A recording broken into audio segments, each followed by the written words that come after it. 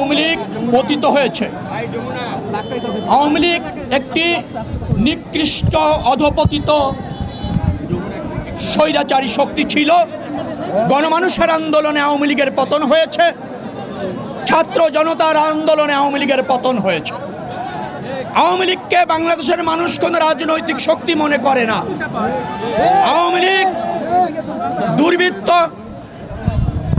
দখলবাজ, গণতন্ত্র হত্যাকারী, রাষ্ট্রীয় সম্পদ লুটপাটকারী একটা গোষ্ঠী।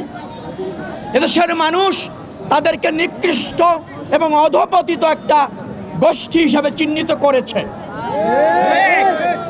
কিন্তু বর্তমান যে অন্তর্বর্তীকালীন সরকার আছে তাকে ব্যর্থ করবার জন্য এবং দেশে নৈরাজ্য সৃষ্টি করবার জন্য এই পরিত্যক্ত স্বৈরাচারী শক্তি এখনো সক্রিয় আছে, চেষ্টা করছে।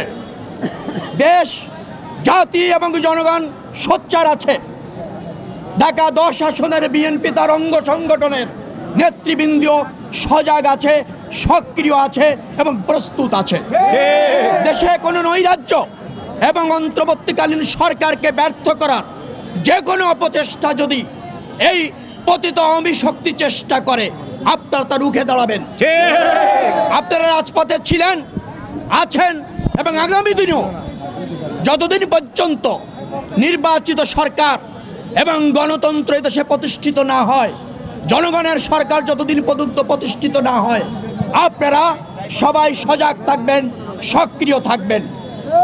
আপনারা মনে রাখবেন যে দেশে আওয়ামী লীগের অপকর্ম, দুঃশাসন, গুম, খুন এবং গণহত্যার বিচার হতে হবে।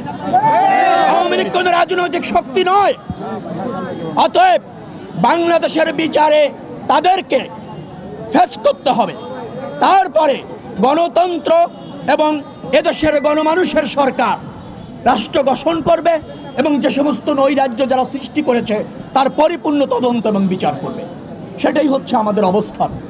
আমরা তত সময় পর্যন্ত সজাগ থাকতে চাই, সক্রিয় থাকতে চাই, রাজপথে থাকতে চাই, যত সময় পর্যন্ত দেশের মানুষের ভোট দিয়ে তাদের সরকার প্রতিষ্ঠিত করতে না পারে। আপনারা মনে রাখবেন, ঢাকা 10 আসন, বিশেষ করে ধানমন্ডিতে আওয়ামী লীগের কিছু জাতীয় স্থাপনা আছে, যার ফলে সেইটাকে কেন্দ্র করে আওয়ামী লীগ বিশৃঙ্খলা, নৈরাজ্য সৃষ্টি করার চেষ্টা করার পায় তারা করছে।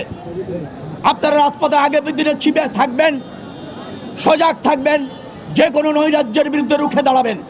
মনে রাখবেন, যত সময় পর্যন্ত এই অন্তর্বর্তীকালীন সরকার জনগণের সরকার, সকল রাজনৈতিক দলের ঐক্যমতের সরকার,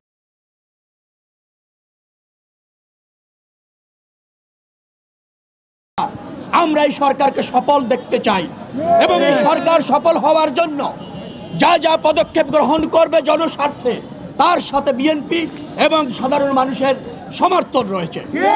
এই সরকারকে ব্যর্থ করার চেষ্টা যদি আওয়ামী লীগের দুষ্কৃতিকারীরা করে, তাহলে আমরা যার যার অবস্থান থেকে প্রতিবাদ করবার জন্য, প্রতিরোধ করবার জন্য প্রস্তুত থাকবেন।